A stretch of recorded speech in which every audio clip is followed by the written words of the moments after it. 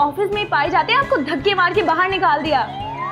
जी मैं शबीर और ये मुझे लव लेटर देने आया है। मतलब एक बार फिर से मार खाने की तैयारी है ना? अरे नहीं, अब उससे बड़ी प्यारी लगती है। Shut up! हम किसी और से बात कर लें। ओ नहीं जी नहीं, ना आपकी ना मेरी। ये सरकारी इदारों में बड़ी चलती है उनकी। अच्छा, यानी रिश्वतखोर है। वाह साजिद भाई, मिल बेसन जरूर मिल बेसन, आप जितने कहेंगे उतने मिल बेसन। मैंडी